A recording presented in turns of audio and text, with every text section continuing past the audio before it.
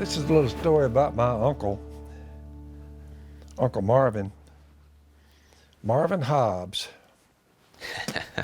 Marvin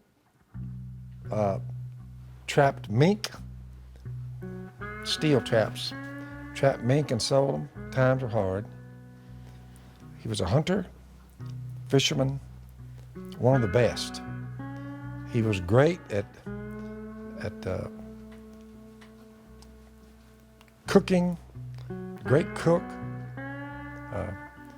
killing hogs, skinning them out, putting up your pork for the winter. We'd put them in smokehouses. We're going way back, old school. He said when you killed your own hogs and put them in a smokehouse, you had smoked bacon and ham and all that hanging in a little house down there. They put a little hickory fire in the middle of it and smoke it. Some of the best food you've ever tasted in your life. Fresh chickens, you just get them out of the yard and wring their neck and have fried chicken. And milked your own cows, had your own butter, made your butter from churning your butter. So you got your own milk, butter, sweet milk. Did food taste better that way, Phil? Way better, way, way, way better. So we ate very well and living like we were in the 1800s, you know, but Marvin lived right down the road from us.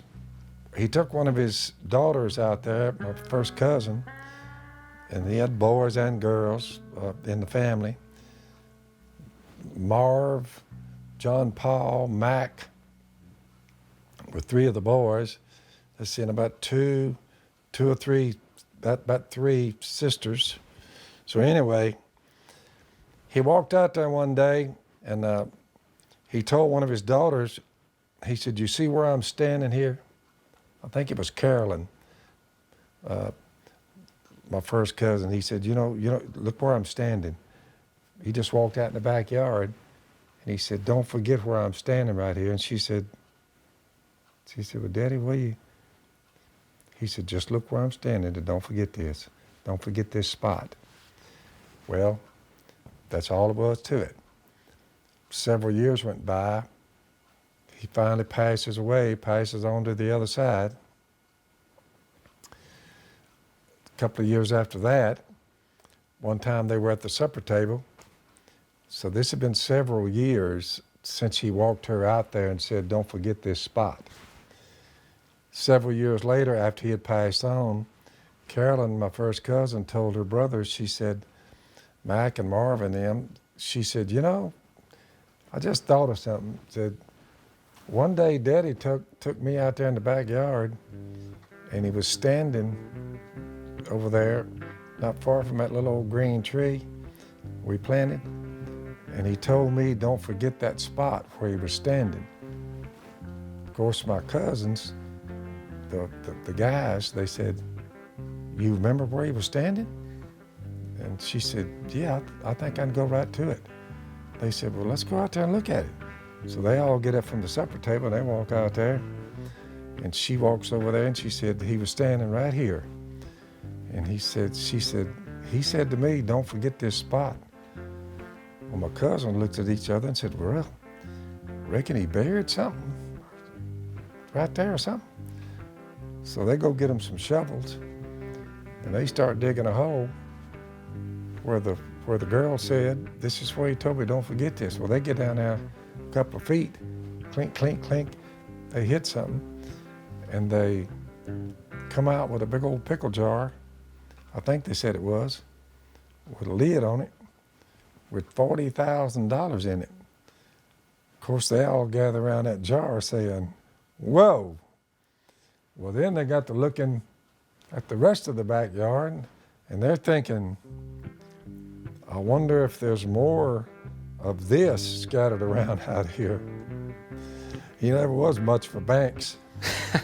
So within a short period of time, there were track holes, backhoes. Oh my goodness. They went from one end to the other. They dug that whole piece of real estate up, looking for more pickle jars. But honestly, wouldn't you?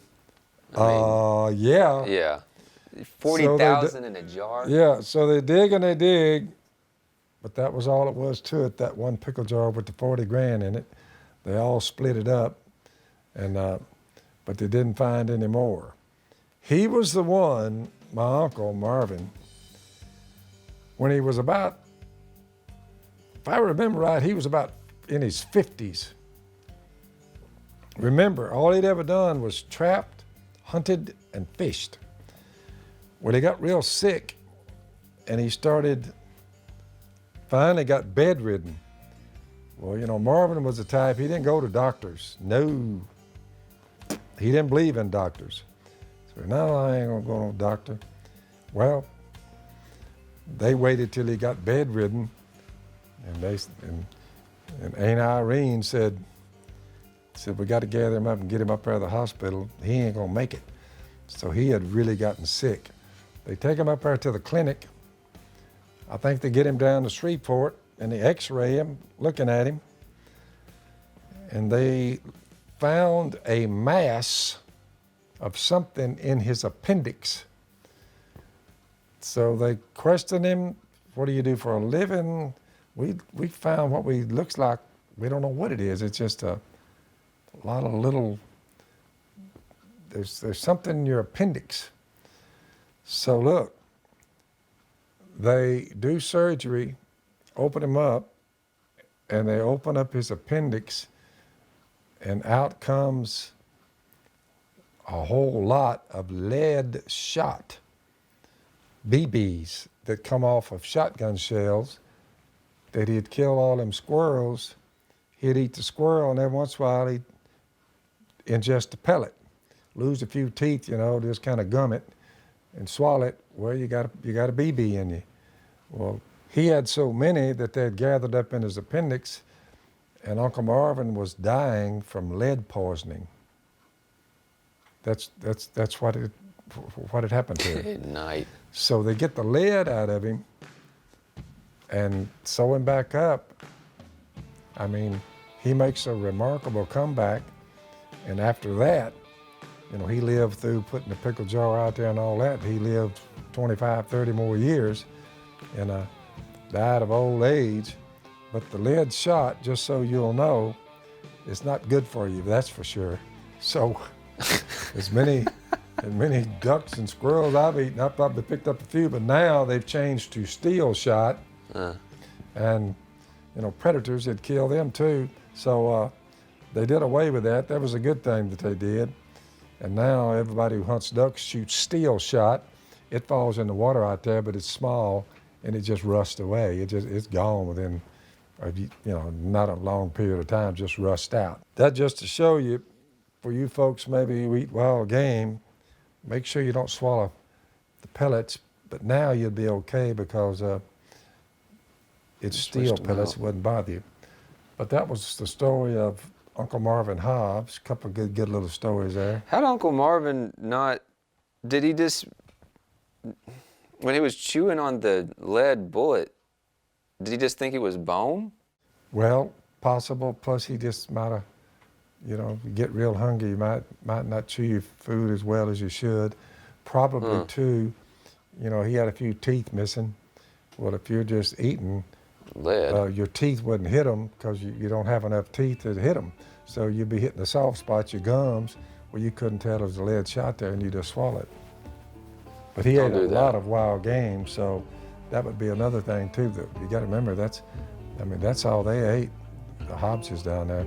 Yeah. We ate a lot of wild game too, but they really ate a lot. So that's one of the downsides. Max seems pretty normal to me. Oh, what are you talking about? Oh, yeah.